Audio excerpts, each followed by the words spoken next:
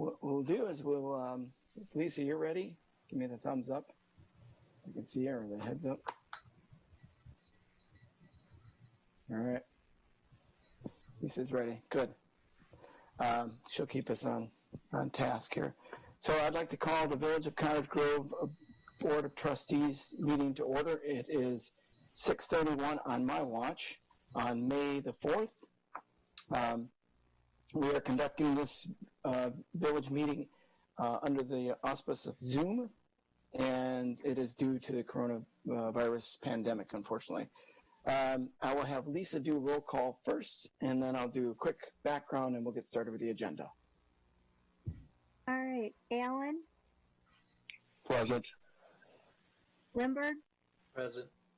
Murphy? Present. Ratcliffe? Here. Valencia? Here. Vandervelde? Here. Williams? Here. And a quick shout out to Paul. Welcome, Paul. This is not Thank you. Yeah, this is not normally how we get together. We actually get to see each other in person normally, but we've been doing this for the last few weeks. So again, as I said in the past, this is a public meeting. People can jump on via the link that is provided in the agenda, either through their computer, tablet, etc., or on audio. And there's a number in there with an ID to get in via audio. We are recording this meeting, so whether it's said in the chat room or on video or audio, it is being recorded. And the village staff will try to keep us moving along here, at least with the technology, and hopefully we don't drop anybody, but we'll work through that as needed. We will open up then with the agenda, and then that starts off with, we've already had roll call. The agenda was properly posted. We have a quorum, and we'll start with the Pledge of Allegiance. Wherever you can find a flag. I pledge allegiance to the flag of the United States of America, and to the republic for which it stands, one nation, under God, indivisible, with liberty and justice for all. Item 4 is public appearances, public's opportunity to speak on any agenda item, so or not an agenda item. So this is our little spot in the agenda where if anybody is from the public is on the line, can certainly speak up, and we'll pause for a few seconds here and allow anybody to jump in. If you're having issues, please use the chat, and we'll try to make sure we can get you connected that way as well.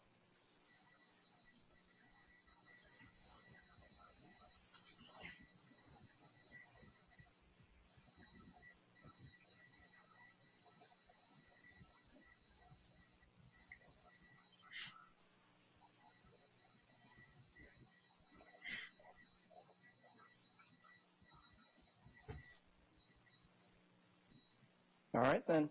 We'll move on to item 5. This is discuss and consider the meeting minutes from our village board meeting from April 20th. Any comments, discussion on the agenda, or on the minutes, I'm sorry. I move to approve the minutes from the meeting of April 20th, 2020. Second. Okay, we have a second from Jeff, a third from Troy, which doesn't count using the books. But anyway, any further discussion? Yeah, I noticed at the top it says Monday, April 6th minutes instead of April 20th. Thank you, Melissa. It's right up. Yep. Lisa's got it. All right. With that edit, the first and second are still okay with that? Yes. And Jeff? Okay. Yeah. All right. Then all those in favor? Aye. Aye. Aye. Anybody opposed? Anybody abstain? All right, motion carries. Item 6 is presentation to the board. This is the interim market update from Associate Appraisal. I don't know, Deb, you want to introduce this or you want to jump right into our guests? Sure. We have both Dean Peters and Nick Laird from Associated Appraisal on the call with us. In your packet, I had put in a report that Nick had done towards the middle to end of April, as well as the invoice, the latest invoice, and I put the invoice in there because it shows the breakdown of percentage completed at that time of the different tasks for the interim market update, just to let you know where we all are. But Nick and Dean are here to talk about how it's going, where we are, challenges, and what's in store for Open Book and Board of Review. So I'll turn it over to them. Well, good evening, this is Dean Peters. Nice to see all of you under these unusual conditions, but I believe Nick is here. I can't see him on my screen. Nick was going to present, I think, or at least comment if there were any questions on the written portion of the update that he had put together, which is part of your packet. Just in general, as far as assessment work goes during this pandemic time, the regulatory agency for assessors is the Wisconsin Department of Revenue. And just like every other government agency out there, there have been some guidelines that have been issued as to how we're to proceed during these times. Essentially, assessment work must go on. Assessors have been still obligated to continue to do field work. We've been doing, if we need to be in the field visiting properties, we are doing exterior only work at this point. If we need to ring somebody's doorbell, for example, or knock on a door, we're stepping back immediately at least 6 feet in order to make contact with any property owners. We are not doing any interior inspection work at all statewide at this point. But the Department of Revenue has essentially said that assessment work needs to go on if you're in the middle of a revaluation or a market update, as we are here in the village, that the work should proceed. And if I think the next big challenge is just going to be if we have an open book and a board of review where property owners need to be able to come in, sit down, meet with the assessor, and eventually perhaps appeal to the board of review, which is a village body, that we are able to accommodate those things. When we have a smaller scale scope of work, like a typical assessment year where we're just viewing new construction and maybe new parcels that are created and a fairly small percentage of the properties are getting adjusted, we are doing that right now for other municipalities, and we're handling most of that with a remote open book, just like we're doing today. We're either handling open book appointments by phone or by Zoom video, and we're posting the assessment rolls as PDF on both the village's website and Associated Appraisal's website, so anybody can go and look up assessments. They're also going to be available on the county website through Access Dane. So there's transparency as far as looking at anyone else's assessments. But with the scope of work that we have here in the village, we're looking at some, we're reassessing everybody. Everybody's going to have increases. We're anticipating a lot more open book attendance and possibly numerous appointments for board of review. In an environment like that, the Department of Revenue is recommending we'll just move the timetable out a little further so that we're certainly beyond the stay-at-home orders, and we're to a point on the calendar where we're anticipating that property owners will be a little bit more comfortable coming into Village Hall to meet with the assessors. And of course, we would still offer the ability to take open book appointments by telephone or by conference as an alternative. But Nick had originally suggested some dates where we were going to hold our open book on July 7th and our board of review on August 18th. Deb and I just had a conversation today. The concerns are if we were to keep those early dates that we don't know if property owners, for example, may be uncomfortable coming to the open book and board of review, or there may be a perception that the village is putting constituents in danger if they want to come in and contest their assessments. So the thought was, well, maybe we should move the dates out a little bit further. A lot of municipalities that are doing revaluations this year are looking at September dates for open book and board review because they fit nicely between the August election and the November election. And September is still early enough that there isn't any adverse impact to the budgeting process to have assessment work done by September. So I think that's where we were at, is potentially moving those dates out a little bit further in the calendar. Otherwise, I think we're lucky that we're not doing a full inspection type of a revaluation here in the village, because if that were the case, we would have to do some major rethinking of our work. But essentially, all of the field work that we needed to get done, we had done prior to the governor's stay-at-home orders. Even though assessors are essential workers, we wouldn't have been able to do interior inspections or things like that. And in this case, that's not a problem for us since that work was already done. Questions? Yep, this is Sarah Valencia. I have 2 questions. One, in the memo, it talks about arm length sales. I just don't know what that means. I was wondering if you could define that. And second, do you have any sense of when property owners, or will property owners receive anything in the mail that indicates what their new assessment is, or will people have to know to go online to look? Good questions. So arm's length sale is a term that's used in the Wisconsin statutes to describe the types of sales that are market-based sales. So let's say you sold your house to your friend or relative and it was never on the open market. We wouldn't use a sale price like that as an indication of market value. Arm's length implies there's a distance or a lack of relationship between the buyer and the seller. And those are the types of sales that we look at as indicators of market conditions.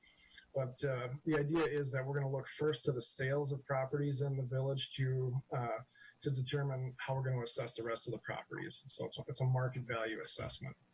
And then in terms of notifying property owners of the changes in assessment, we will send out a formal notice of assessment to every property owner. And those will generally go out about 2 weeks before our scheduled open book meeting. And the open book meeting is about a month before board of review. So it's about 45 days before assessments are finalized at board of review that property owners will get something in the mail. And then Deb was talking to me as well today about getting some additional information out there on the village website and in the newsletters. And I think I'll be able to get her some more information just so that the public is aware of this in more than one way. Thanks.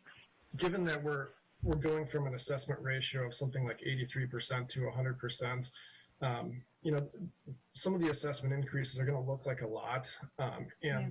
When you really look at how the property tax system works, this isn't going to cause everybody's tax bills to go up. Some people's may even go down. But if your assessment increase is in line with the average increase for the village, you shouldn't see much of an impact in your property taxes. It's just a big increase on paper. Mm-hmm. Thank you. Other questions?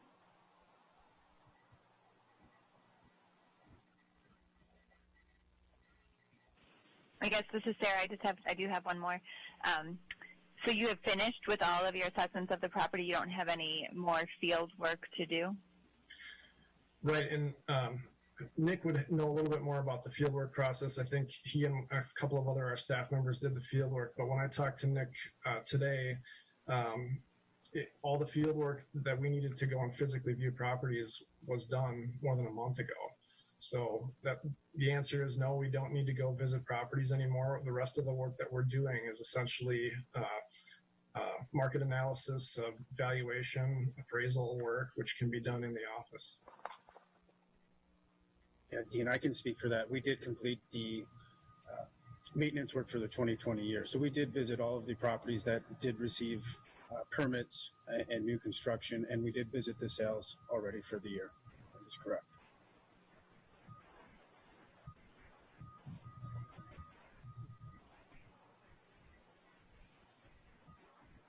Any other questions from the board? Dean, I just have one. When do you anticipate being wrapped up? Well, we were prepared to be done for these earlier dates, but what Deb and I talked about today was moving Board of Review to September 17th and open book. I think we talked about August 18th, but when I talked to Nick, he was thinking even a little earlier, August 13th, but I don't know if that's too soon after the August 11th election for Deb and Lisa, but somewhere in that time frame, so that we would notify property owners around the end of July, and then mid-August is our open book process, and mid-September is Board of Review.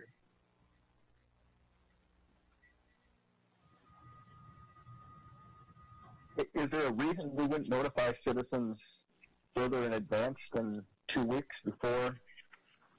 If you're ready to go, I guess I'm wondering why we wouldn't send those notifications out once we have a date determined for the open book. Well, I think we could send things out earlier. I guess we usually have, usually we don't want to spread things out too far where property owners forget about it and they say, oh yeah, it was already 3 months ago that I got, or 3 weeks ago that I got my notice and I forgot to set up an open book appointment and things like that. It works well when it's fresh in your mind that we have appointment scheduling open. But I don't think we would be opposed to moving things out a little bit earlier if that's what everybody'd like to see. Troy, how much earlier are you thinking? You know, if they're prepared, I mean, and we have a date, or we've had a date set, I wouldn't be opposed to sending it out a month early. If someone wants to contest it, it gives them a chance to, look at comparables and that kind of thing. 2 weeks in the middle of summer is just hard for people because they're typically doing other things. All right, well,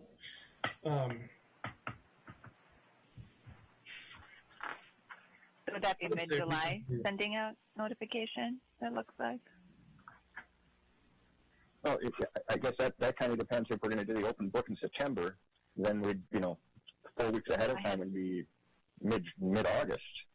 I had open book in mid-August, Board of Review in mid-September. Maybe I got my notes wrong. Board of Review was mid-September, open book mid-August, and initially I said notifications end of July. But we could do something more early to mid-July. That's really no problem. If everyone thinks that would be better for the public, then sure, we can do that. What do other board members think?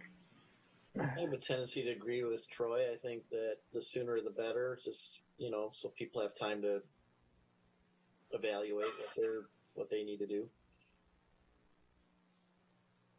As long as it's not an issue on your guys' end, that's shouldn't be a problem.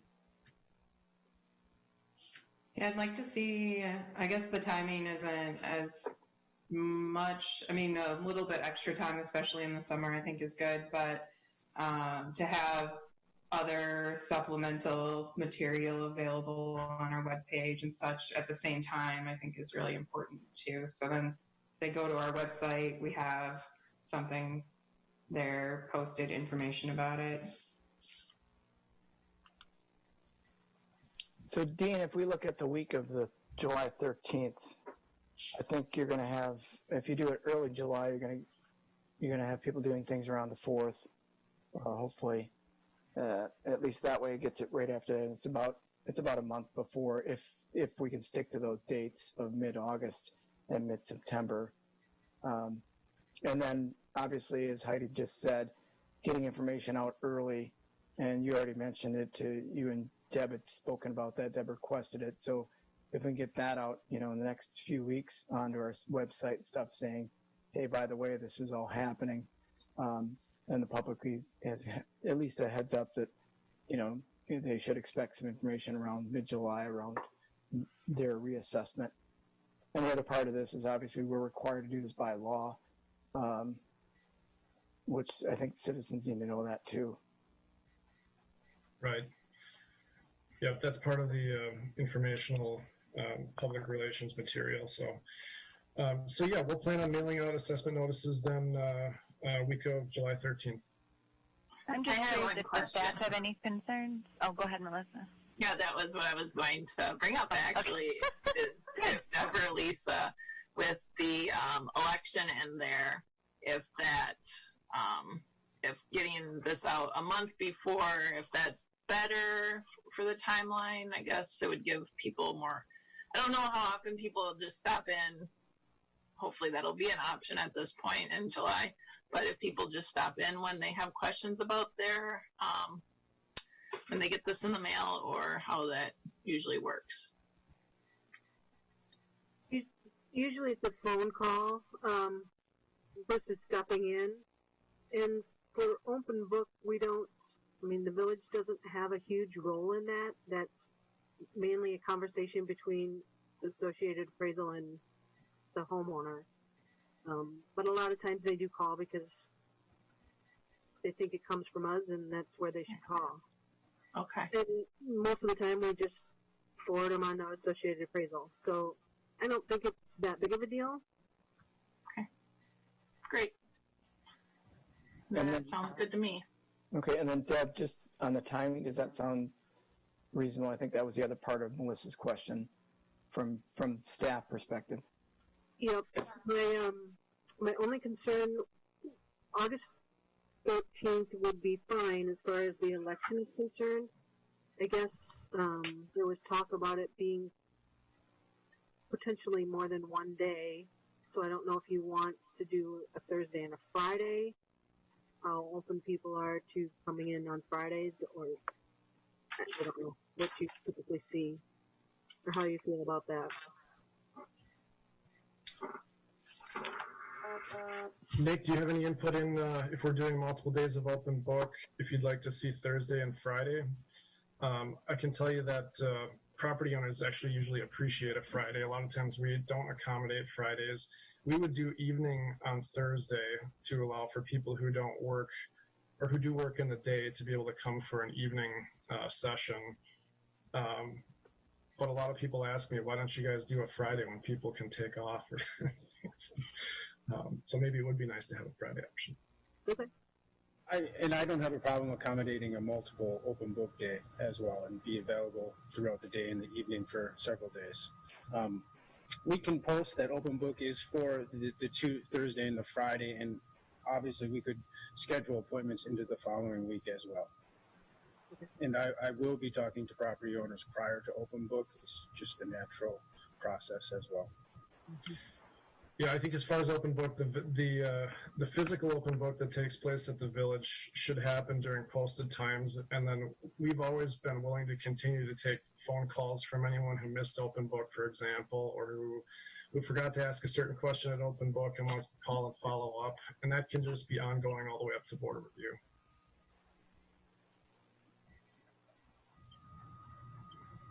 All right, any other questions from the board or staff? I did want to note that statutorily, Board of Review has to meet by a certain date, which I'm blanking on what that date is. But if you see a notice for that meeting, don't get alarmed. It's not the true Board of Review. It's just what we have to do. June 10th to adjourn. June 10th is the latest date you can do that, but there's a statute says that even if the assessment roll is not ready, the board has to meet at least once in the 45-day period beginning on the second Monday in April. And this year that period ends on June 10th. So it's just a 5-minute meeting or a formality, and I think there's been some emergency legislation saying that municipalities can just simply post that adjournment of that meeting without physically meeting, because you're not going to conduct any business anyway.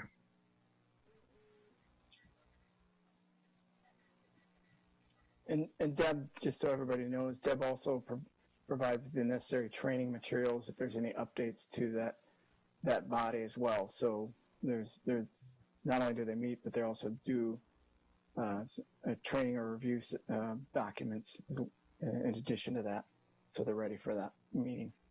Great, and I'm gonna, given that this is a big year, I'm gonna highly recommend that every member on the Board of Review attend that. I'm just not exactly sure at this point how that's going to happen.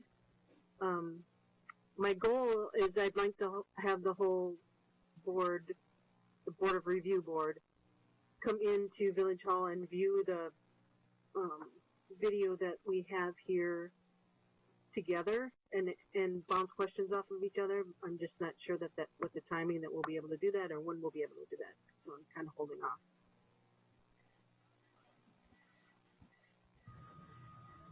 Okay.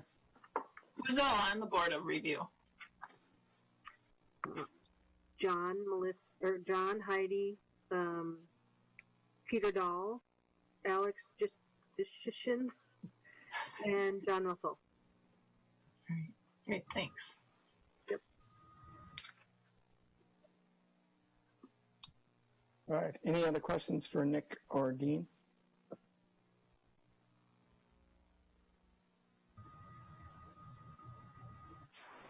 All right. Thanks, guys. Appreciate it. Then we'll move on to item 7 is unfinished business, and the first one on the list there is discuss and consider a lease agreement with Miracle League. I know Bill is patiently waiting and been on with us. So, Sean, I'm assuming you want to take the lead on this? Sure. And then jump in with Larry? Yeah, we've been working since June of last year to come up with a lease agreement to allow the Miracle Field to use the space at Bakken Park, 43,968 square feet. Larry and his team have put together a pretty good lease. Bill and I have edited and went back and forth several times, and we came up with the one that's in front of you this evening. I did put a memo in there that just kind of highlighted the major points of the ground lease in case there was any confusion, but it's pretty straightforward. And the one thing that we're looking to do is kind of for the village to incur the cost of the electrical and water use for the Miracle Field. It's basically electrical is the lights, and then a little bit on the scoreboard, and the water use would basically be for a drinking fountain and just some water used to pressure wash the surface a couple of times a year. Talked with JJ on this as well, and he was comfortable with not putting another meter in just for the Miracle Field use. Bill is here if you have any questions directly for him or for myself. All right. Thank you, Sean. Bill, any comments initially, and then we'll... First of all, thank you for your ongoing support of this whole project. I think it's going to be great for the village and great for these kids. Sean's been great to work with. I think regarding electric, the reason we put it in there was when we get started, we're going to have 2 games a night, starting at 5:30. And so in that second game, which would start around 7, we might need lights. Probably will. So the electricity there for that point will be minimal. We met with a lot of people today regarding bleachers, fencing, scoreboard, walk-in dugouts. So we're getting our costs kind of in line. We'd like to get the excavating and asphalt done for sure here this summer so that we then can get everything else in place. We're about a little over 50% of our goal right now, and this pandemic has stopped most foundations from considering any funding at the moment, but understandably so, but we're optimistic about it. All right. Questions for Larry? Any comments? I guess I want to go to you real quick because you've been working on the legal document with Sean and Bill. Have anything to add? All right. I think we just did a faint version of Larry. He said he didn't have anything to add, so at least that's what I heard in my head.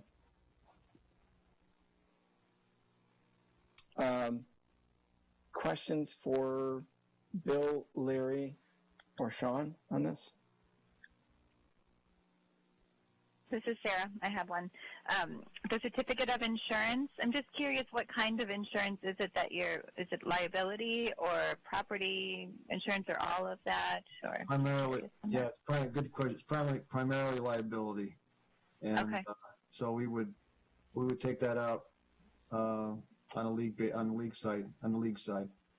Okay. And so if there was some sort of accidental damage or something to the equipment or to the property from a storm or vandalism or whatnot, would that go through insurance through the league or through the village? I believe it would go through the league as long as it's, at the field or the bleachers or what have you. Okay. Any other questions? Yeah, I have one. Well, for Sean. So with this field going in, then it'll save a little bit as far as time with maintenance and mowing, right? Yeah, with our big mowers, it's the area that we will be saving probably 10 or 15 minutes, really not that much. Oh, it's something, though. It is. All right, great.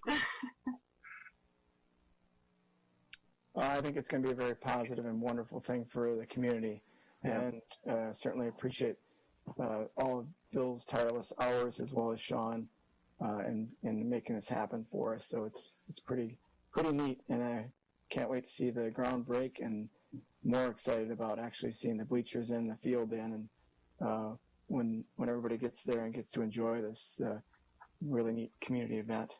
Yeah, you're all a part of it too, so thank you very much. Thanks, Bill. I'll make a motion to approve the lease agreement with the Miracle League. Second. All right. That's Sarah. I think Jeff. Valencia. I heard Jeff first, but you guys. Oh, shoot. Lots of people unmuted waiting to make this motion in second here. Yeah. Hit the buzzer. Any further discussion then? If not, then all those in favor? Aye. Aye. Anybody opposed? Anybody abstain? All right, motion carries. Thanks again, Bill, for hanging with us. Yeah, thank you very much. All right. Moving on then to item B, that is discuss and consider the resolution 2020-03, initial resolution authorizing general obligation bonds in the amount not to exceed $1.85 million for Parks and Recs and public grounds projects. This is information in the packet from Ellers. I don't know if either Aaron or Matt want to run through this. Yeah, it was a brief introduction for Greg. I think everyone's familiar with Greg Johnson, our financial advisor from Ellers. Paul is a new trustee. I brought him up to speed on some of these topics and introduced him to who the consultants are, so he's familiar with that. This encompasses, this is the borrowing for the capital projects from 2020, which involve our splash pad and shelter project, as well as Violet's Road Creek Crossing. And there's a pre-sale report in the packet that outlines the impacts of this borrowing as well as other details, and that's what Greg can go over and walk you through. Thanks, Matt. Good evening, everybody. I'm going to share my screen and bring up the pre-sale report so you can see it.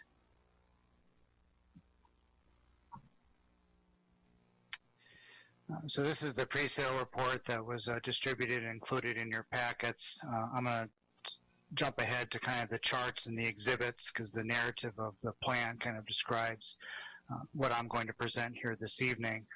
Before we look at the impact of these proposed financings, I just want to start by kind of giving an overview of the city's existing or village's existing general obligation debt service payments. So this is on page 5 of the pre-sale report, or page 6 of the PDF. So this is the summary of the existing general obligation debt. So I'll work my way across from left to right. So on the far left-hand side is just your total debt service payments. It's your annual principal and interest payments by year. And then there's some other expenses that are budgeted within your debt service fund.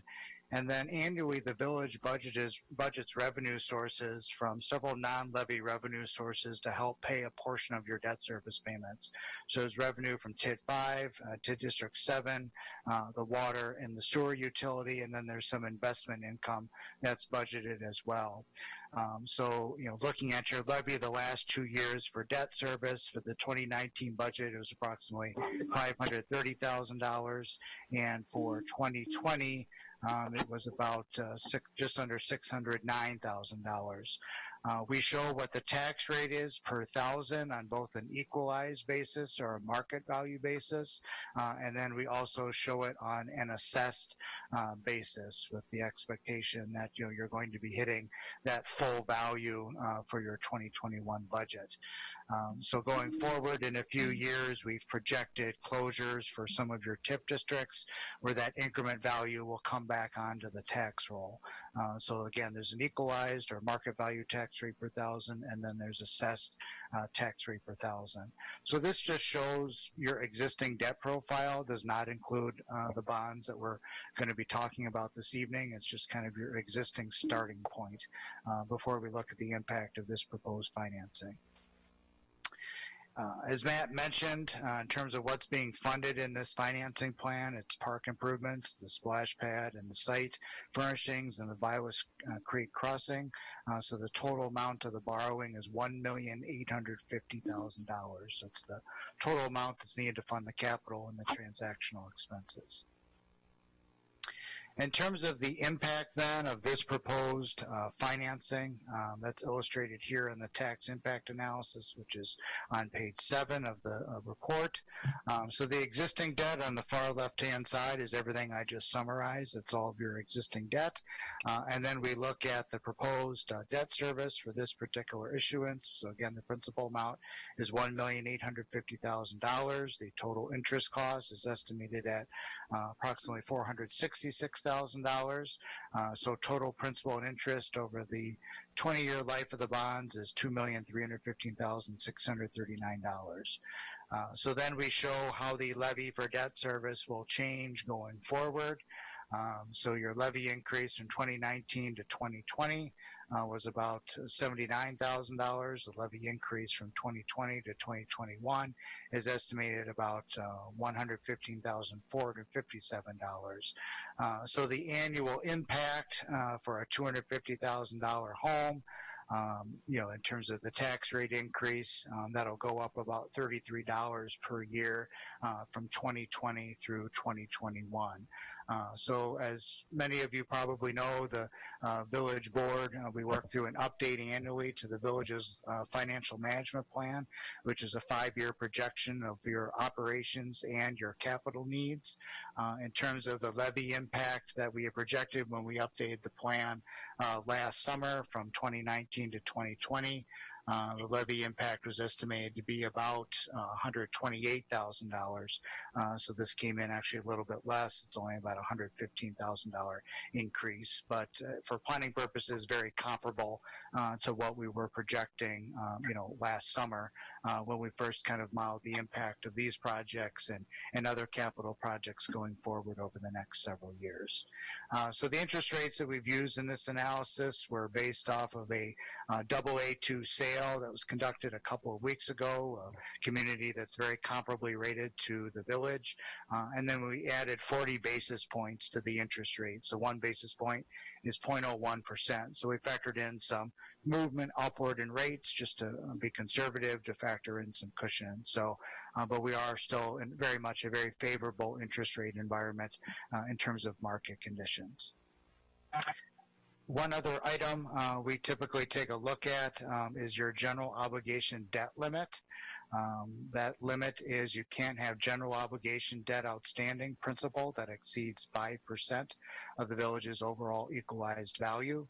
So at the end of 2019 or the beginning of this fiscal year, the village had about 19.4 million of general obligation debt outstanding. You're at about half of your debt limit. That left about 20.4 million of residual remaining borrowing capacity. So projecting to the end of 2020, and then your existing debt plus this proposed debt issuance, the $1,850,000, you'd have about 19.5 million debt outstanding, or about 47% of your limit. So can comfortably, finance these projects without really increasing your debt limit impact as a result of this particular financing. So to summarize, again, funding all park improvement projects with this particular bond issue. In terms of the timeline and where we're at in the process, we're at that initial stage today where this is being considered by the village board. There's 2 resolutions on your agenda related to this financing. Anytime you issue general obligation bonds, you're required by state statute to identify the amount of the bonds and what type of project they're financing. And then there's another resolution that just authorizes the entire issuance. There's only one purpose here, so it's park improvement projects, so the dollar amounts in those resolutions are the same. One's just specifying what it's being borrowed for, which is required by state law. Then the other resolution is just specifying the total amount that's being borrowed. The village has a rating with Standard & Poor's. We will rating for this bond issue as well. That'll likely occur the week of May 18th. And then we will conduct the sale on June 1st, date of a regularly scheduled village board meeting. We'll present the final sale results from the bonds that evening. And then the close date is estimated on June 18th of this year. That's the date the village will receive the funds. So with that, I'm happy to answer any questions.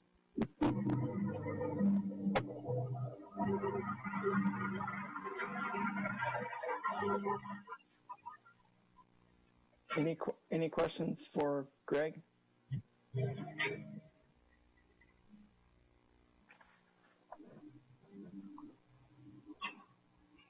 It's nice to see the overall impact decrease a little bit, even though we increased the amount that we planned on borrowing. So that's actually favorable conditions. It's certainly right now for taking this on.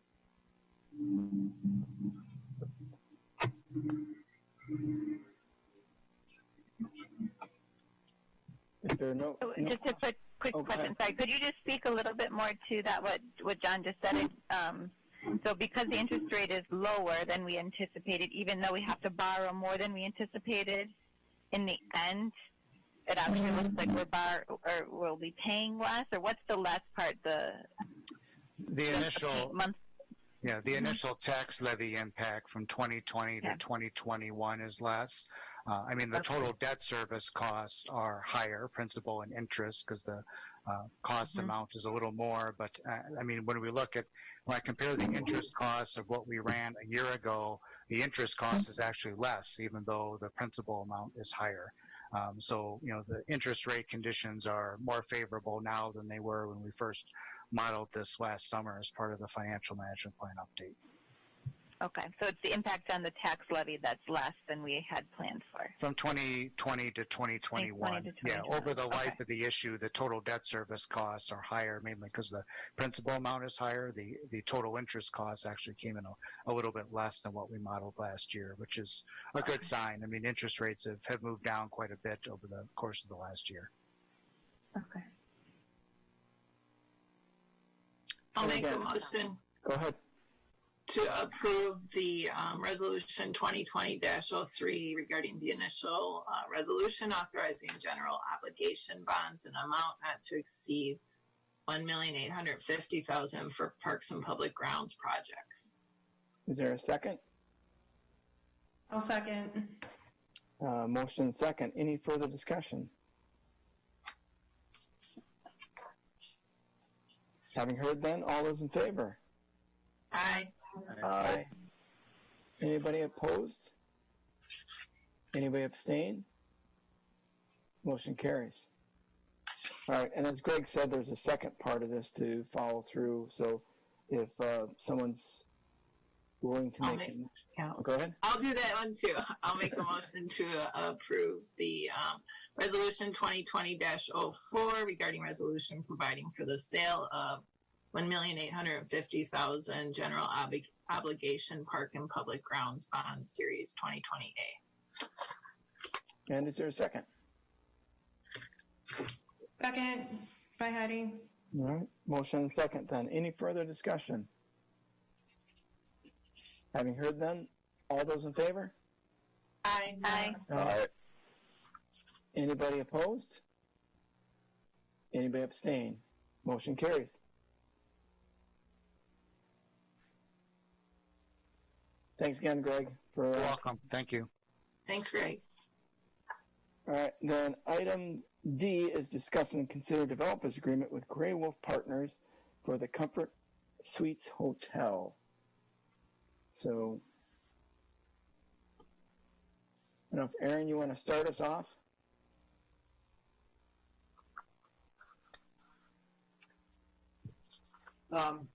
Yeah, this is for the incentive related to the new Comfort Suites project. As far as where that is in the development process, they'll be coming to the next plan commission meeting for their precise implementation plan. And then also the ARC and then the board at the second meeting next month, or this month, I guess. As far as the particulars of the agreement, Rick and Larry have a memo here in the packet, so they may want to go over some of those details. All right, you beat me to it. Rick or Larry, you want to go through your memo? And yeah, I can just talk about this. So basically, as far as I'll start first with the process of where we're at. So as Aaron mentioned, they still have approvals that they need to get. Grey Wolf does. The Grey Wolf requested getting the approval for the agreement before they received any sort of like zoning approvals or I know that there's been discussion on the stormwater plan. They wanted to get this approved ahead of time for financing purposes. We put conditions in the agreement to account for where we're at in the process. So that's all. The village is protected by approving this agreement tonight. If the village were to choose to do that, it wouldn't guarantee any sort of approvals for Grey Wolf moving forward. It just says that if they do have an approvable project in the future, this is the agreement that would be binding on the parties. So there are conditions precedent that they have to follow in order to actually make the agreement effective. So even by approving the agreement tonight, it still won't go into effect until Grey Wolf has satisfied all the conditions that they need to follow. As far as the agreement itself, Larry and I have put a lot of time and work into this, and we feel that, in its current format, we don't have any reservations. We feel that the village can approve it in its current format.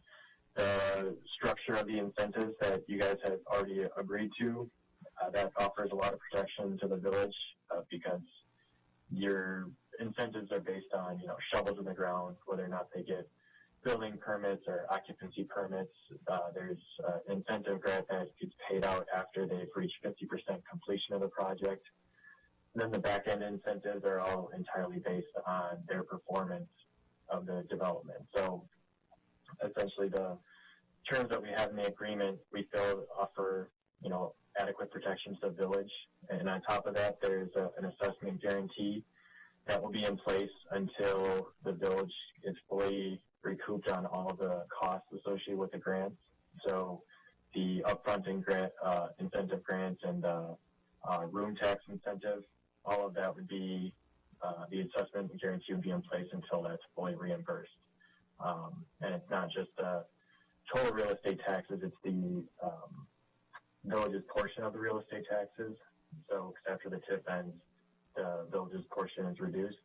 So we put protections in place to make sure that that assessment guarantee is still covering in the future. So I don't really want to go into all the details of every single word in the document, but As I said, Larry and I spent a lot of time and we feel that it's approvable in its current form. We'd be happy to answer any questions. All right, thanks, Rick. Any questions for Rick or Larry on the agreement itself?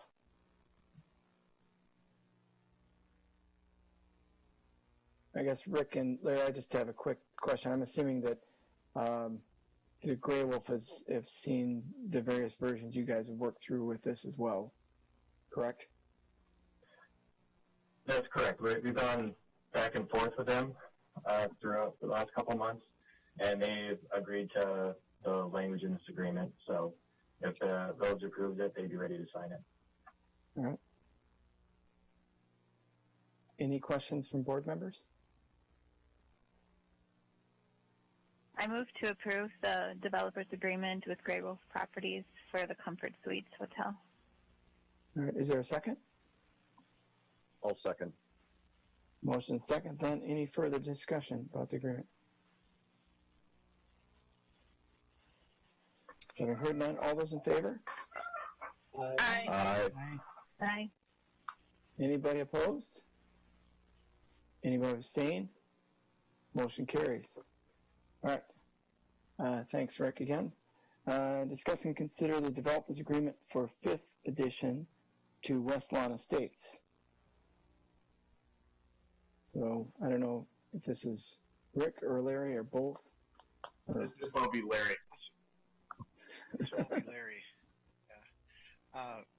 So this is a relatively simple developer agreement that was approved long ago. I'm sorry, not the developer agreement, but the project was approved by the Plan Commission and the board with the board approval last September, and it's an addition to the West Lawn Estates overall project. It's north of the 4th ad right now. They're actually Hamburg equipment is actually actively already laying and installing the utilities and doing the grading work and whatnot on the site. They've already recorded their plat. The first phase is 18 of the total 100 lots, residential lots for this 5th edition, and it's a pretty standard. We're basically following most, if not all, of the same terms and conditions that were applicable in the previous additions to this overall development. It's a 47-acre development. Like I said, 100 lots. It's going to be developed in 6 phases. The estimate, at least at this point, is that it'll be about a phase every 2 years. Although I think we're all waiting to see, and I'm sure they are waiting to see what will happen with sale of lots and development, given COVID-19 and how that'll impact the new home building real estate market, depending on how long it lasts. But there are no financial incentives from the village in this. It's pretty standard. I would point out that the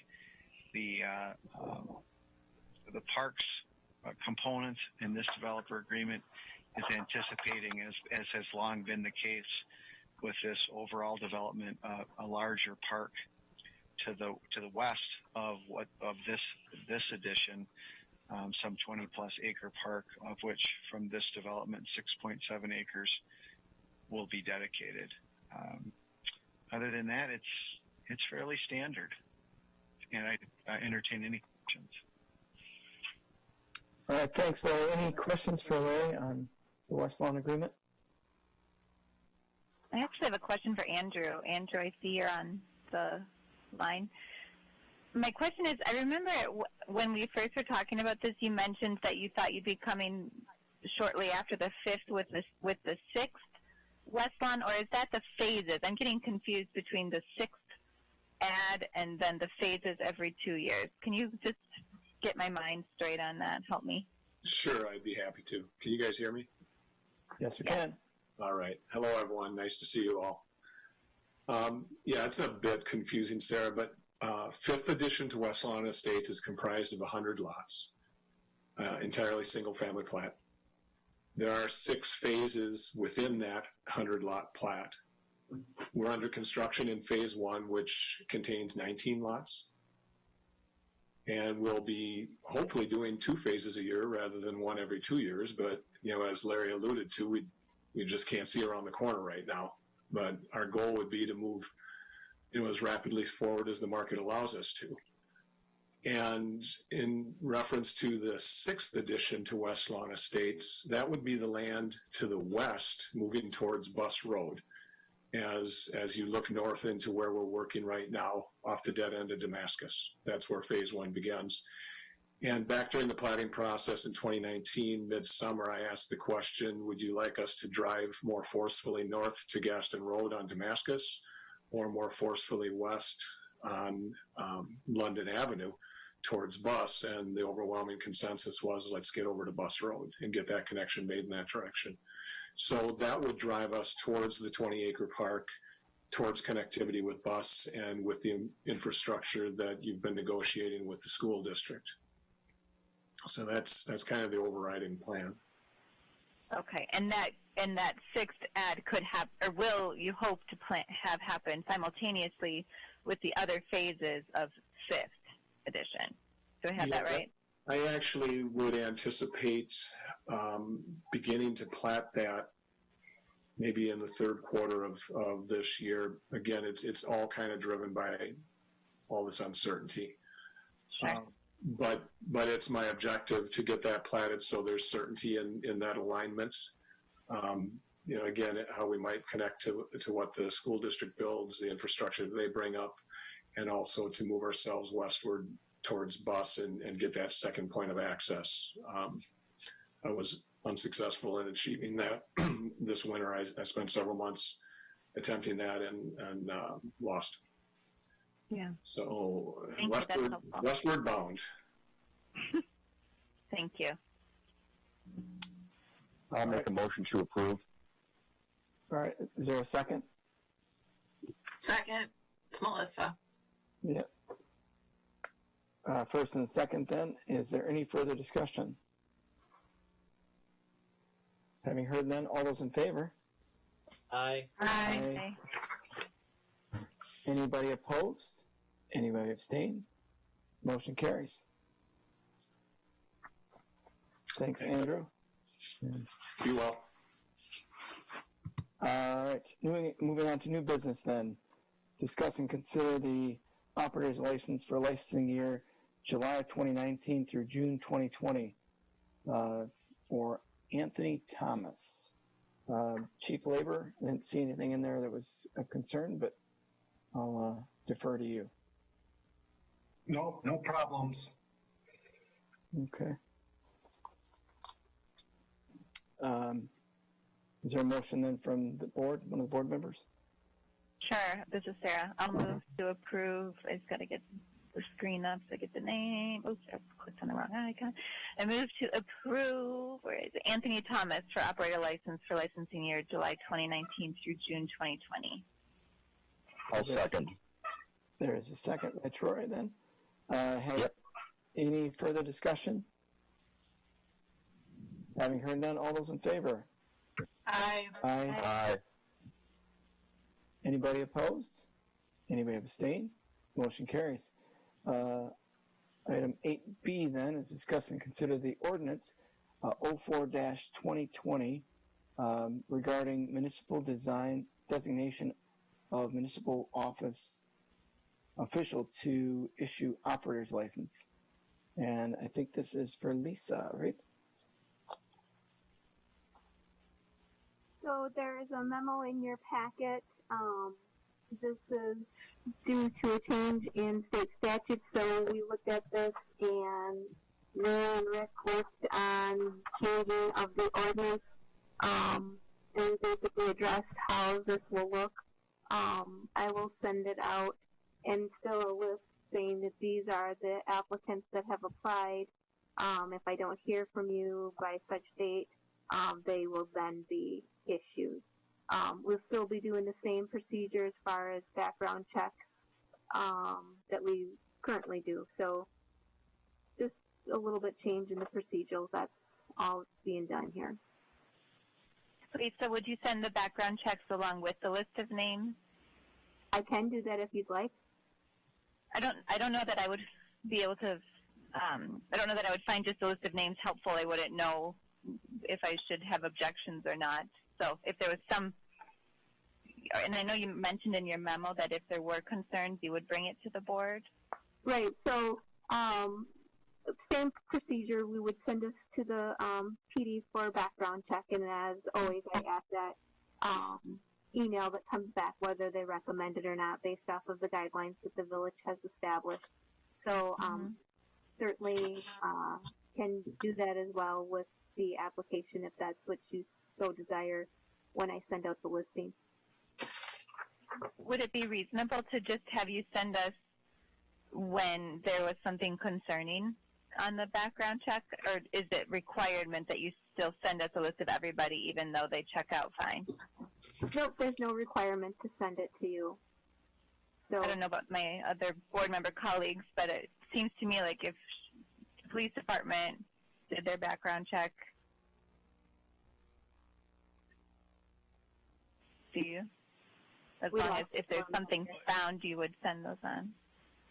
I don't know. And this is Larry. If the way that the ordinance change is drafted right now is that that every applicant will be, the report for every applicant will be forwarded to the board, and you don't have to ask that it be brought up in a board meeting. It's built as a passive review, so you'll still get all of the reports, and everybody's measure of what is, just because something doesn't show up in the report doesn't mean that there might not be a board member that has information they'd rather share in a public meeting and take into consideration. But we could change that too. But the way it's built now, you'll get a report on every applicant, and then it's up to you to decide what on the positive report applicants. It's up to you to decide whether to pull those in front of the board for review and decision, or if none of you do, then it'll automatically go to Lisa for approval. And also on the corollary is if there's anything negative that pops up in that report, they will come to the board and it'll automatically be a board review and decision. And Larry, this is John. Is that what typically other municipalities are doing with this new law change? I've only asked the question of a few. Some of them are just having a designated official just make these decisions, and others haven't done anything yet since the law was passed. This is sort of a middle of the road approach where it's still, and I know that Lisa had expressed some hesitance about making the decision about whether to issue, especially if there was some negative feedback from the reporting. And so this is I would say walking right down the middle in terms of the options that other communities may exercise. Okay. Any questions or comments from board members then? Can you just walk me? Oh, go ahead, Melissa. Sorry, Sarah. I was just going to go off of what you had said, that I guess I would like to see all the information too, just to make an educated review rather than just names. So, and since it's all email and no paper, that should be fine. And I guess my question is, what other information other than small village gossip would a village trustee bring forward that the police report, that would be a reason to not approve somebody? I guess I'm just trying to figure out the reason why we would need to see the list of people who checked out fine with the police department. I can jump in on that. It's hard to predict what might give rise to that desire to have a conversation. But you can ask that the applicant be present to answer questions too. You may have heard from village residents about problems.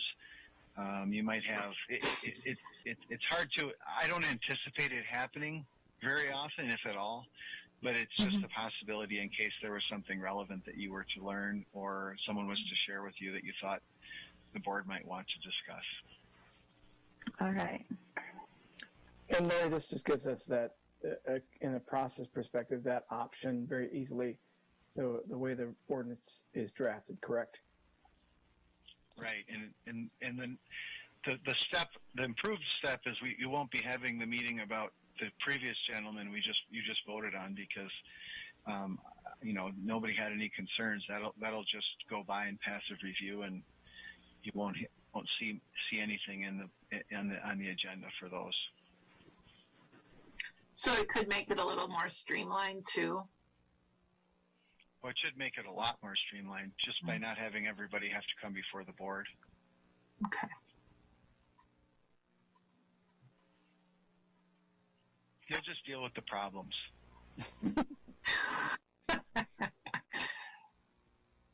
Sarah, the other thing I was thinking is that maybe somebody, for whatever reason, would just end up emailing one of us first. And so only one of us would have the information, at which point we could bring it up to others. Besides just word of mouth, it might. I don't know. But I mean, I get your point too. But can you just remind me what is the reasons that we could deny somebody an alcohol or a license of this type? What the reasons are? You don't have to find it now. I guess I'm just trying, but we can do it. That's good. I make a motion to move forward. That's fine. Don't need to belabor. Is that a full-hearted motion, or is that a? I gotta find it. I have a tiny little laptop and like a bazillion screens. I'm trying to find. Yes, where is it here? Okay, so I move to approve the draft ordinance language for the designation of municipal official in our village clerk to issue operator licenses. All right, is there a second? I'll second. All right, got a second from Heidi then. Any further discussion? Having heard none then, all those in favor? Aye. Aye. Aye. Aye. Anybody opposed? Anybody abstain? Motion carries. All right, item C is discuss vaping ordinance draft and consider direction for legal counsel for further review and drafting. I know, Heidi, I don't know if you want to say anything about this. We've been kind of championing this before we throw it over to Larry. Yeah, thanks, John. So this is follow-up from Ordinance Review and Parks Committee, and we talked about at the board to move forward with drafting an ordinance that would include vaping into the smoking ban that's statewide, so to ban vaping in all the same places where smoking is currently banned, and then also add no smoking in village parks and on village property and in village vehicles. I'm hoping plagiarism isn't a thing here because it's all lifted from Middleton, Wanakee, Monona, Verona's ordinances. So I guess I'm hoping to send this for legal review. I don't know if anyone had a chance to read it or has any questions about it. I know, Larry, you provided some background on this, I think a couple meetings ago when we talked about this. I don't know if you want to cover that at all. I mean, I'm fine with the way it's presented right now, but if you want to comment. Sure. And Rick had done a brief memo just saying, to summarize the conclusion, the village has the authority to do this. And, based on where Heidi pulled this ordinance from, we would anticipate spending very little time and coming back to the board for a decision about whether they'd like to implement this.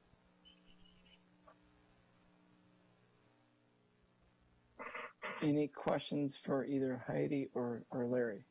So it sounds like it does still need to go through legal review? or have you already reviewed it, Larry? Yes. Okay. We haven't. We try hard not to do that prior to being asked to. I think both of us have skimmed it, and I certainly don't see a lot of any red flags. So I wouldn't be surprised if we had no comments, but we'll take a quick look at it. Well, I would move to approve the vaping ordinance draft to be sent on for legal counsel for further review and drafting. Second. Okay, we have a motion second then to pass this along to legal. Any further discussion? Having heard then, all those in favor then?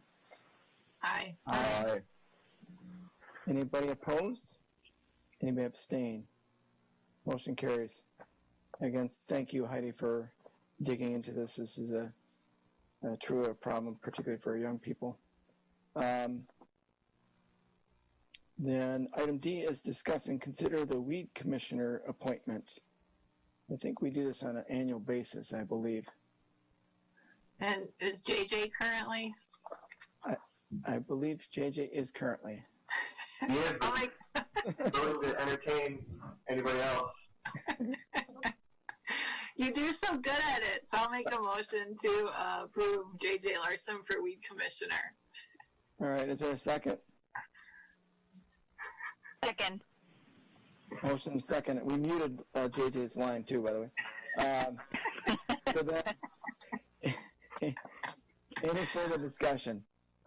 John, maybe, JJ, if you don't mind talking about those duties a little bit, as you'll probably cover in your orientation with new trustee Vandervelde, but maybe let them know, because without further explanation, it sounds a little odd. Youth Commissioner enforces the ordinance. The vast majority of it is the people that aren't mowing their lawn regularly and the neighbors that it bothers. It's essentially sending letters and occasionally following up with our staff and then sending invoices and dealing with resident concerns and their neighbors not following ordinance. Basically, he's the official that makes a determination if there is a violation of the ordinance for those purposes. Appreciate the clarification. I'll take it out of my presentation for later now. Save a few minutes. Any questions from any member? Yeah, do we have a big problem with people not mowing their lawns, JJ? No, I think the majority of the time it's neighbors that may not get along all that well. Very rarely is it enforceable. We do have sometimes where there are actually invasive species, and some of our bigger vacant commercial lots in the past were serious weed commissioner issues that were dealt with. They're serious as those issues get, I suppose, but no, not too much of an issue. So it's not like you go around auditing people's yards. It's usually neighbors reaching out to you. Yes, it's my official policy to not go looking for it until they've reported to me. Yes. Mm-hmm. All right, we have a motion and a second. Any further discussion? Otherwise, we'll vote. All those in favor? Aye. Aye. Aye. Anybody opposed? Anybody abstain? Motion carries. You get to carry the mantle one more year, JJ. All right, item E then is discuss and consider trustee, committee, and commission appointments. So there was a list included in the packet, at least for this round. We do have a few openings, and we have yet to, Paul and I need to connect in regards to former trustee Russell and his prior appointments. So those aren't included in this list. This was just a confirmation of the folks that I talked to ensured that they were okay to serve, or arm twisted and got a few other folks to serve. So this will be the first. We'll probably have another one in a couple weeks where we wrap up the rest of the appointments. But I wanted to keep this moving Melissa and Troy technically have to be reaffirmed to their committees. So included them in here, so it made the list a little bit longer, but both of them thankfully agreed to continue doing their committee assignments, so that's good. Any questions or comments regarding this? So John, if our name's not on there, but we are on a committee, we're still on it? I was trying to understand why there were not named, some not, some, like I wasn't on any of them, which maybe you don't want me in any committees. No, you're still, so what happens is, as your term of trustee, you're appointed to the various committees and the board approves them, assuming the board approves them. Okay. You're still on there until your term is up. Or until the board chooses to make an adjustment or whatever. Maybe an evening doesn't work for someone who's got a new commitment and they need to step off of a committee, and so we'll make that adjustment accordingly. That's why the list as it is. Then there are citizen appointments for committees and commissions where they vary in terms. And the nice thing is we stagger the term appointments. So a committee is not all new, for instance, on a particular year. And the committee appointments come up in May. So there's a list of committee appointments for citizens that come up in the month of May. And so those are the ones to review and want to make sure that the board takes a look at. And I'm nominating these folks tonight. Okay. And what is the process for getting citizenship members? It seems like I see a lot of repeat names throughout the different committees. What is the process if a general citizen thinks they might want to be on a committee? The process typically is they may reach out to a trustee or myself, as it has occurred at this point, my second round of this. I have a feeling because we're going to have the Housing Commission coming up, so that has quite a few members, as well as we'll have tourism.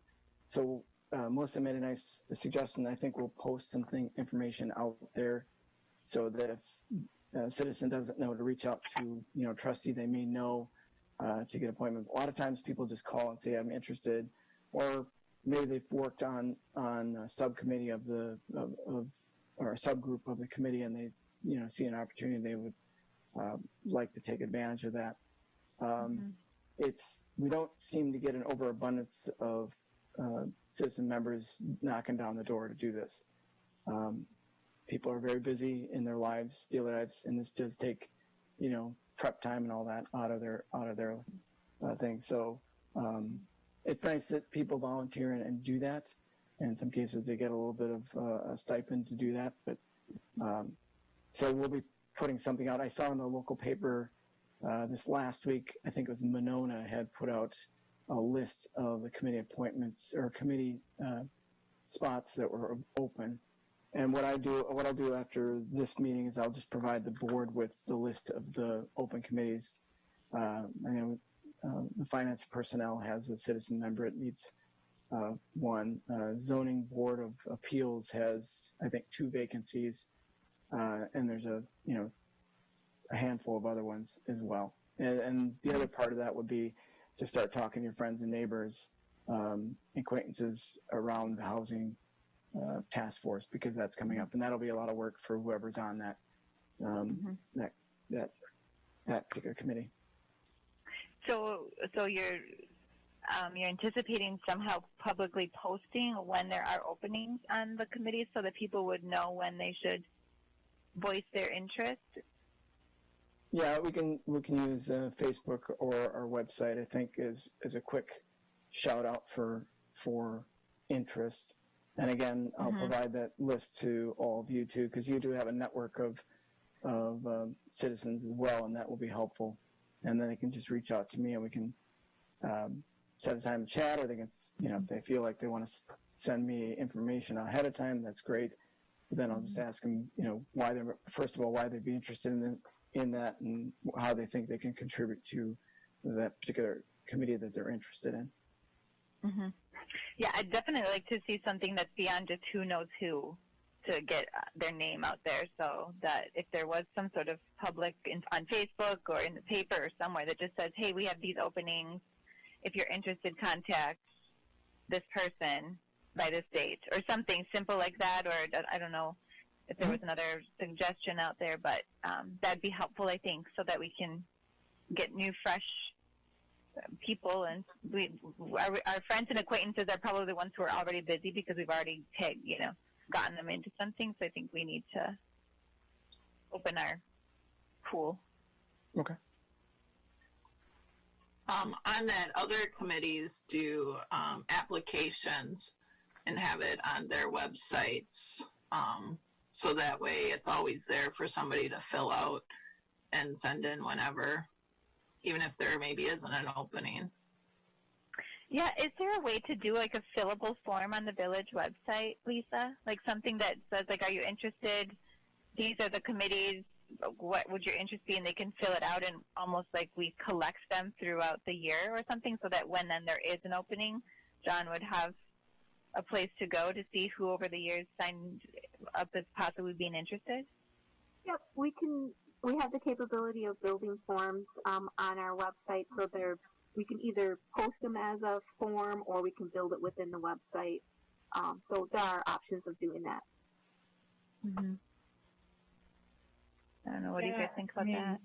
I like the idea of reducing barriers for people to figure out how to become involved. They might just wonder, like, oh, how do they make decisions about this? Or I want to be more involved in my community, but they may not be connected to any of us.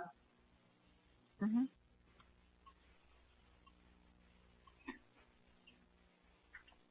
Okay, so do you have a group that does marketing, like that would be able to help figure this out, or not? Or is that a committee? Is there a marketing committee? And maybe I'm on it. I don't know. You are now. Yeah, right. There's a public relations committee, which would probably be the closest, I guess, we'd have to, I think, marketing. Certainly, they could take this and run with it as well.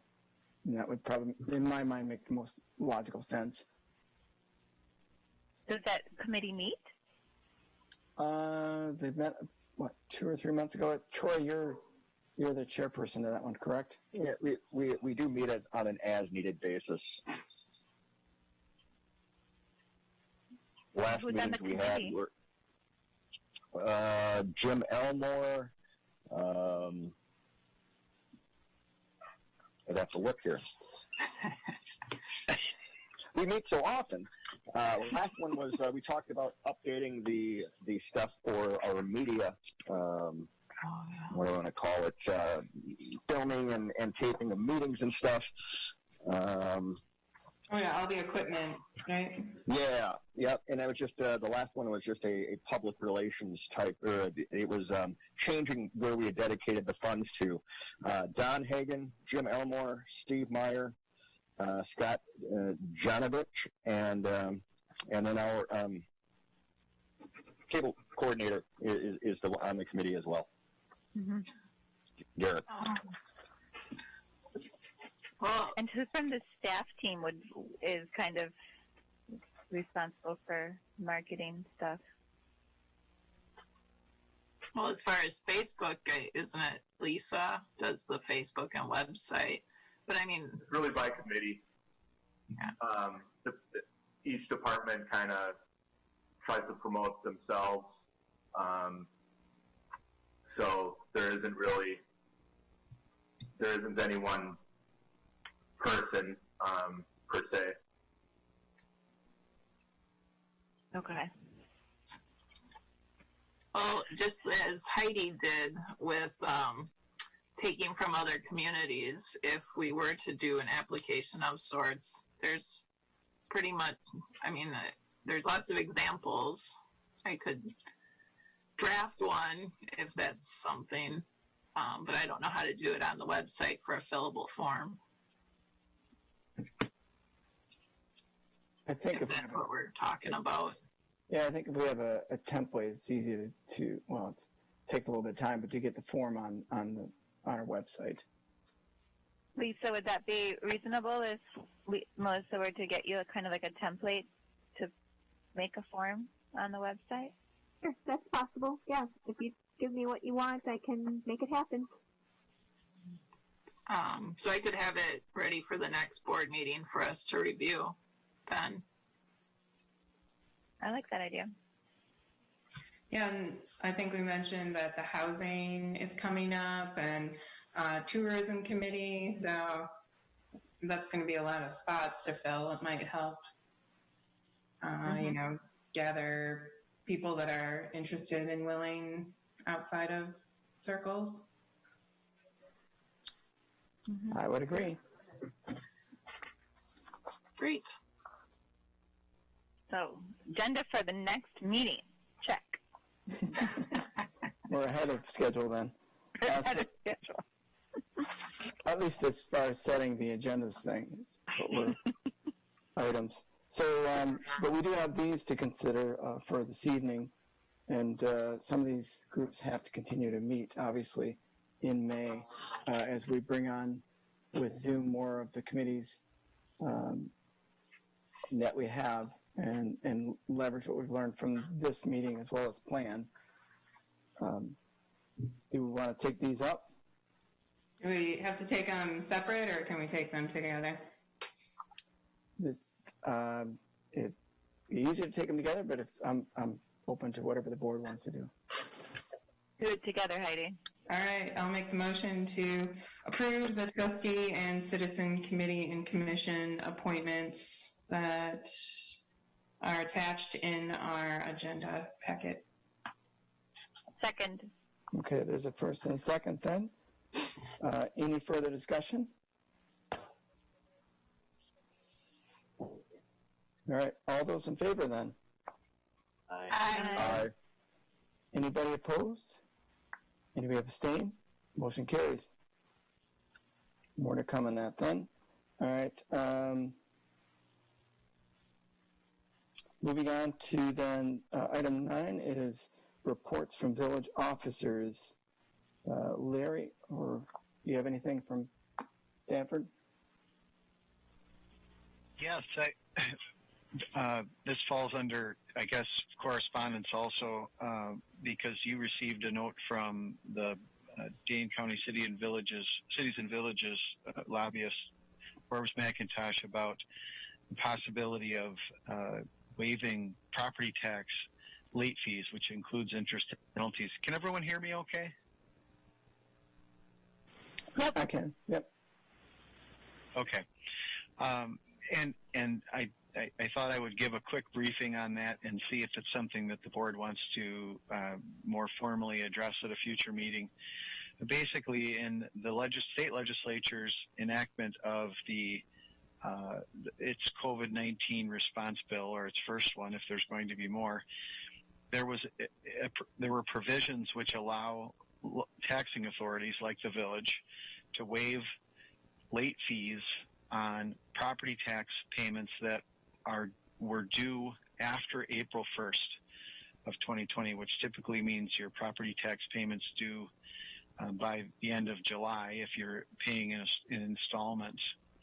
And that language in the new law only allows those late fees to be waived for basically 2 months until October 1st of this year. And if someone's still late after that, those late fees then only accrue beginning on October 1. So to be clear, and I had a good conversation with Deb about this today, the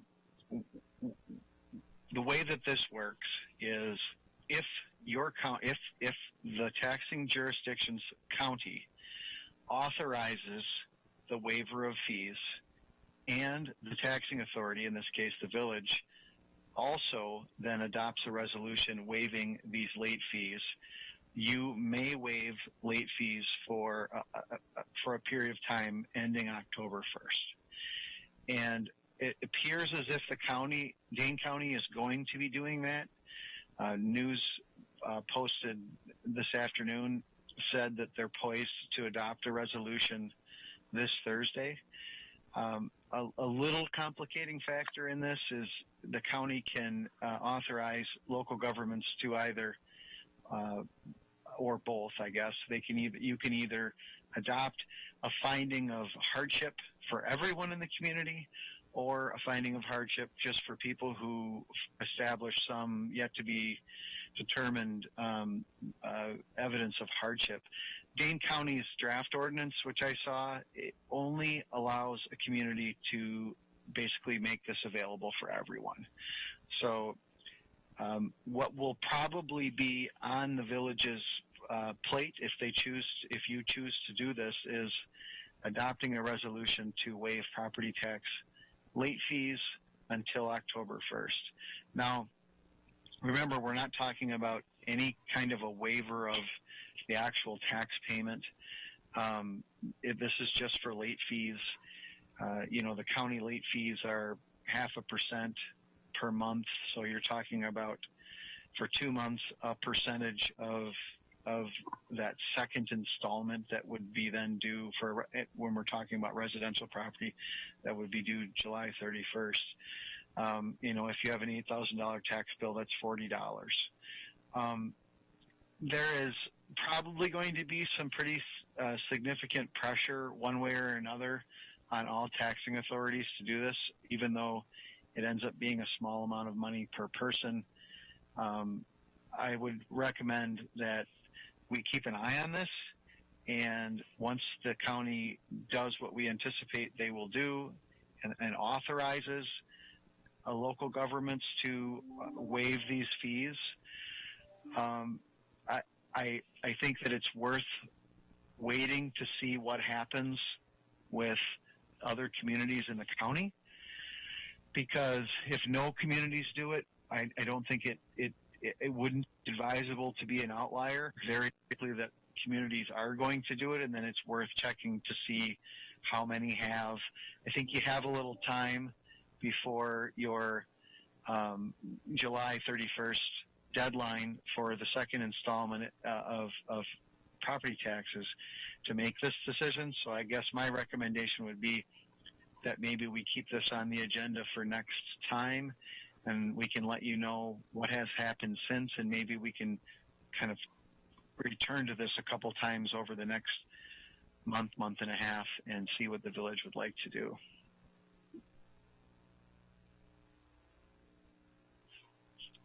All right, any questions for Larry?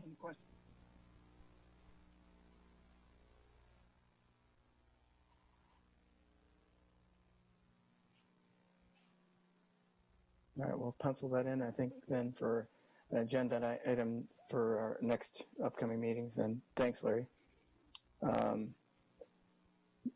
Any legal briefings and other things that you want to cover other than that? I don't think there's anything else as of now. Okay. All right. Then we'll move on to item B then, is the COVID-19 updates. And we can start with Matt. Yes, just a couple things. We're continuing to update our website. There's a specific page in our economic development portion of the website that keeps our business community apprised of various funds and ways to find resources and assistance during this time. So good job to Aaron to keep that up to date frequently. And then we'll be beginning discussions here over the next 2 or 3 weeks, preparing for, kind of slowly, hopefully getting back into maybe more normal office environment. And normal is not going to be normal, but everything that goes and that's involved with that. So looking into for our front counters, plexiglass or glass to protect people, staff, and the public there. And then everything's on the table as far as discussing face coverings and things like that as well. So that's all coming up in the next several weeks. But That's all I have, John. Any questions from anybody?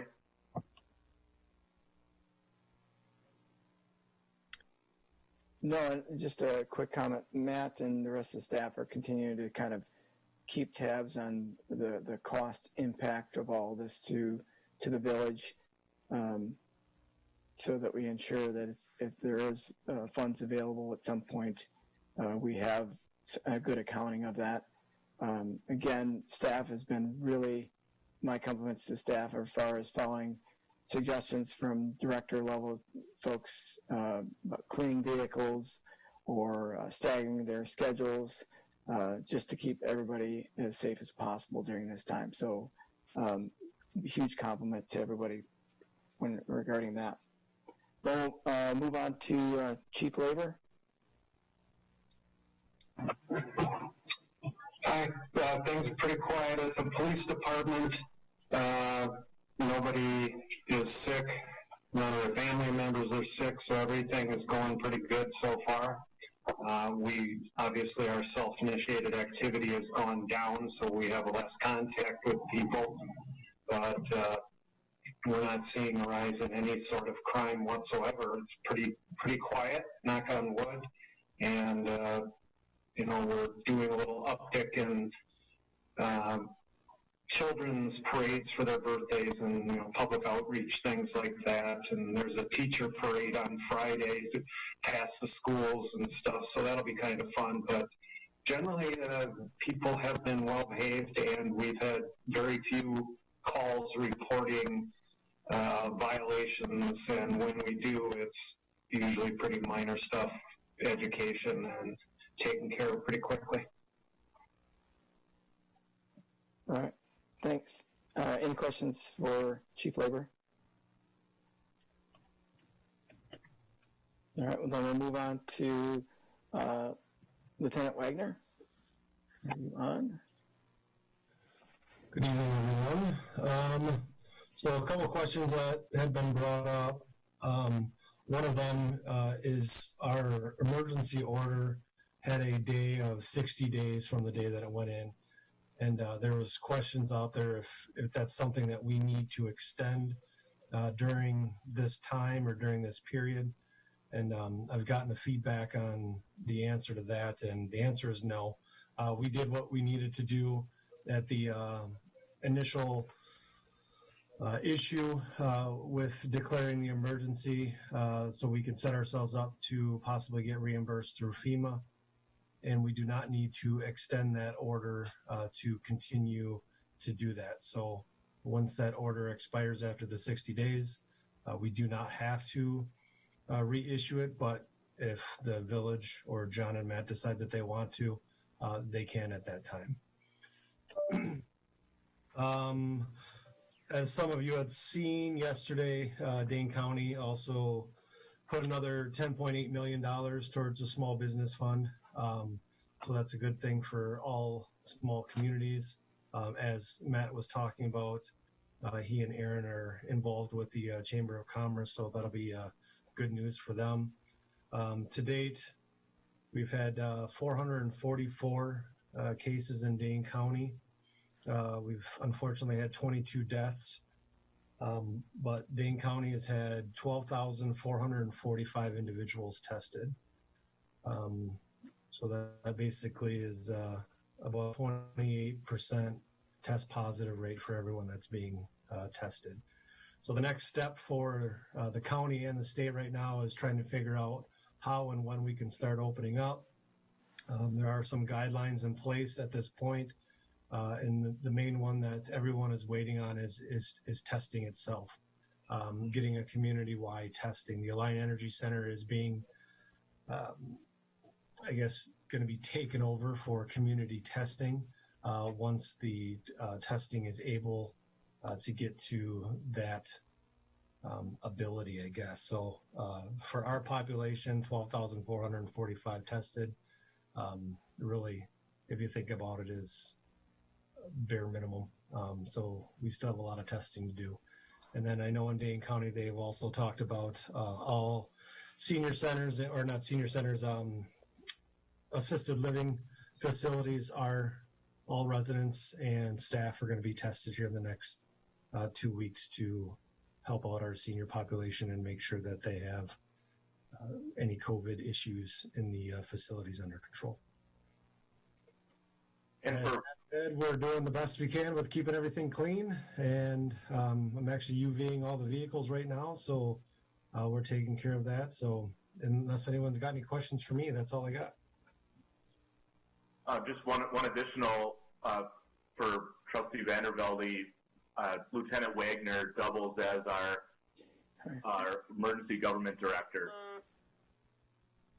So that's why there's some additional detail there with his duties. And that's impressive multitasking, Matt, that you can talk to us and UV the vehicles at the same time. Yeah, I don't have to be out there. I just got to go hit the button and it turns on in 30 minutes. So it's pretty. I mean, it's not as high tech as being the weed czar of the village, but it's pretty close. Thanks. Thank you, guys. All right. Thanks, Matt. We'll move on to then JJ. Actually, nothing new to report. We're all still staggering start-stop times. Guys are wiping the vehicles down, staying in with the same vehicle as much as they can, and just kind of really starting to think about when we open back up what that's going to mean for our staff. Again, knock on wood, everybody stays healthy. That's not going to change too much from their operations out in the field. It'll be more about us in the office here and how that'll look. But that's all I have. All right. Thanks, JJ. Sean.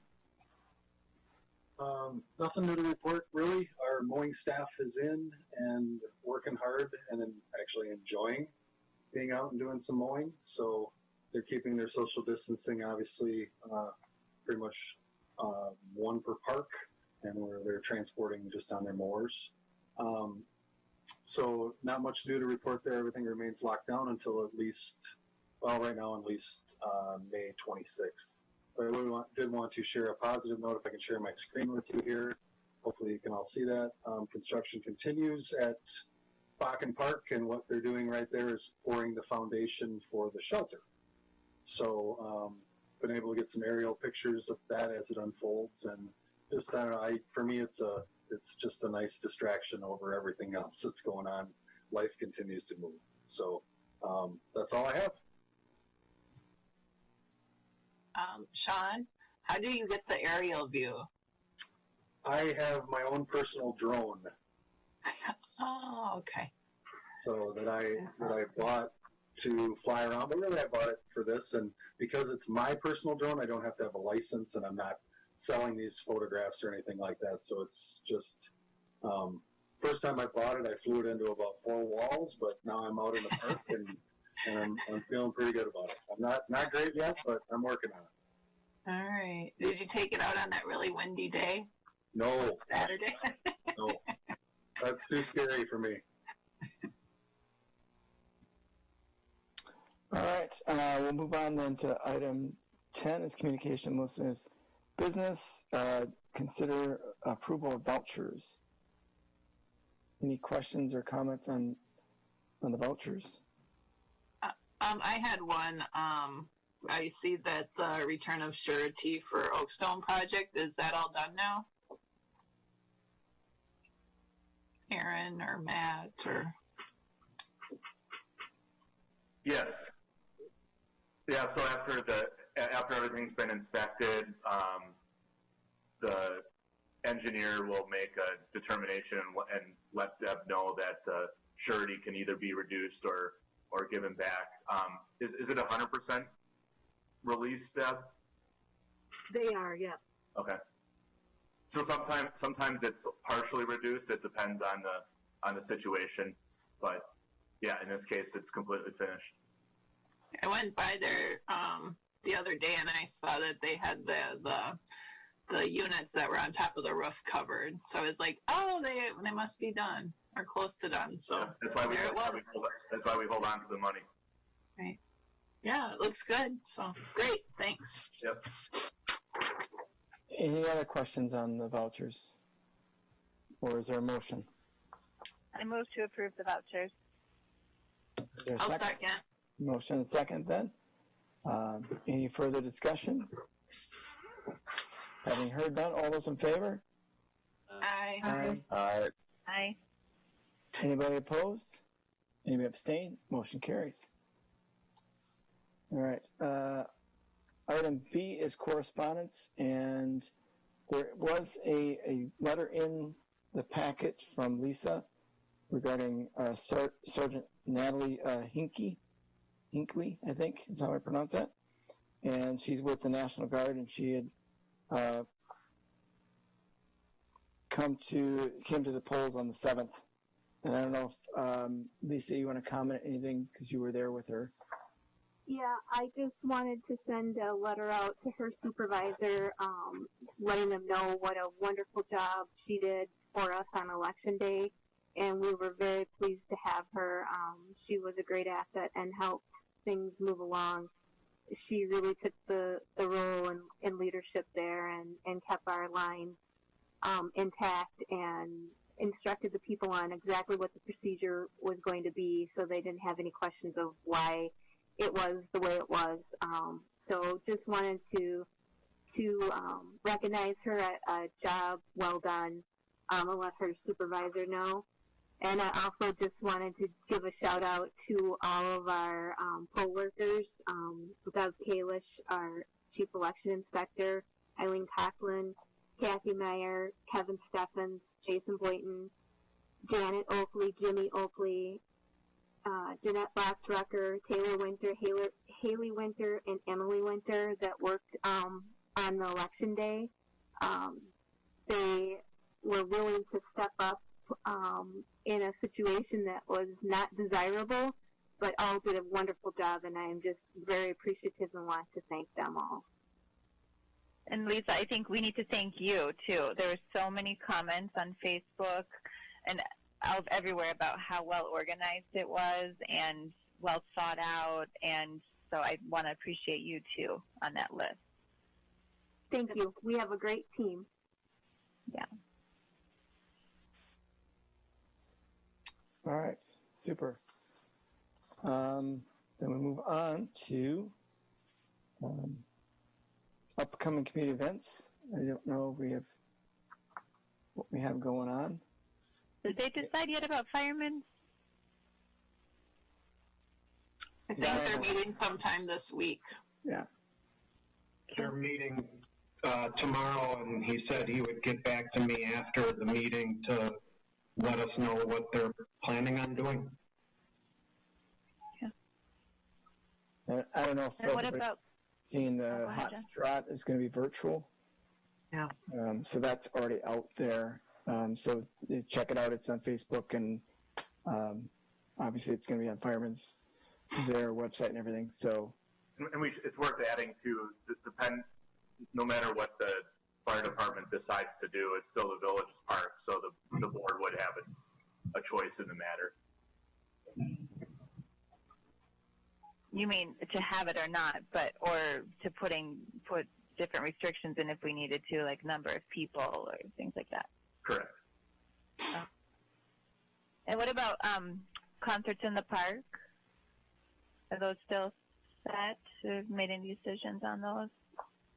We canceled the first one, which was scheduled for May 28th. The second one would be at Fireman's Fest, so we'll kind of wait for direction from that. But based on the phasing and things from the Badger bounce back, I don't anticipate having anything until at least July.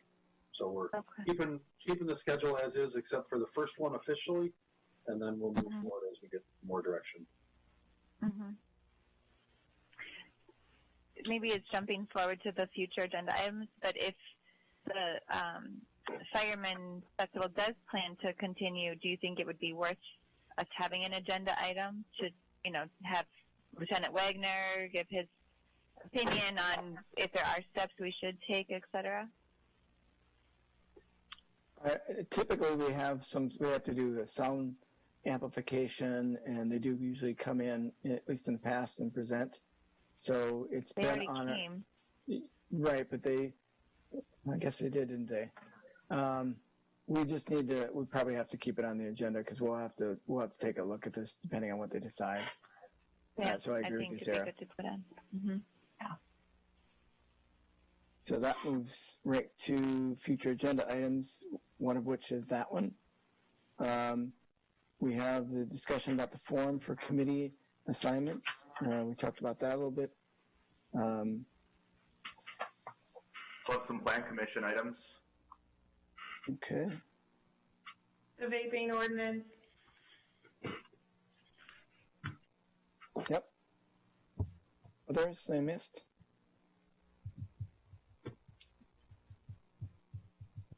All right, that's a good list to start with, at least. With that, then, we will go and move on to our closed session. I'll read off the motion, but before I do that, for anybody that's on this Zoom, they can stay on and leave it on mute or whatever. We're going to leave this up as we go off into a different Zoom meeting to have our closed session, and then we'll come back to this Zoom meeting for any actions that may have come out of the closed session. So Matt and Lisa tried this, demoed this for us a couple days ago just to make sure it would work, and it looks like it will. So we'll leave this line open. It did at least once. It worked once. Otherwise, we'll have to just jump. Well, either way, we'll have to jump back on, but we're going to try to leave this open. Yeah. The people that are on the line, if they choose to interact, that's fine. But just remember, it's being recorded for those that do that. So with that, then I will move into item 11, is the closed session for the purpose of recently received legal bills for services rendered in 2019. The motion is that the Village of Cottage Grove Board may choose to enter a closed session related to the request pursuant to Wisconsin State Statute 19.85 (1) (e), deliberating or negotiating purchasing public property, the investing in public funds, the conducting of specific public business, wherever competitive or bargaining reasons require closed session. And item G, conferring with legal counsel for the government body who is rendering oral or written advice concerning the strategy to be adopted by the body with respect to litigation in which it has or likely become involved. Is there a second? I'll second. Okay, a second. Then Lisa will do roll call.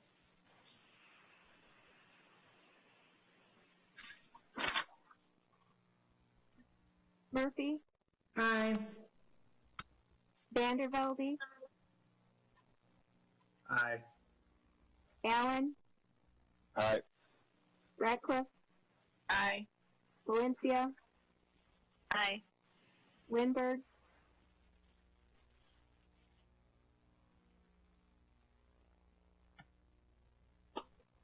Jeff, on mute.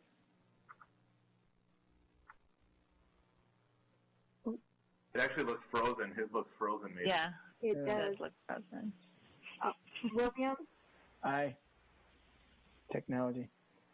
So Matt will send through another Zoom that we'll jump on as soon as we can, and then we'll begin the closed session. So do we leave this meeting, or what are the instructions for us? Yep. So everyone but Lisa board members can leave the meeting. Lisa will leave it open, and anyone can remain on. And then when we return to open session, board members will just go back to that initial agenda and click on that link again, and you'll go back into this meeting. Okay. At least that's how we drew it up. Yes. Okay. That's the plan. All right. Talk See you on the other side. Jeff, Okay.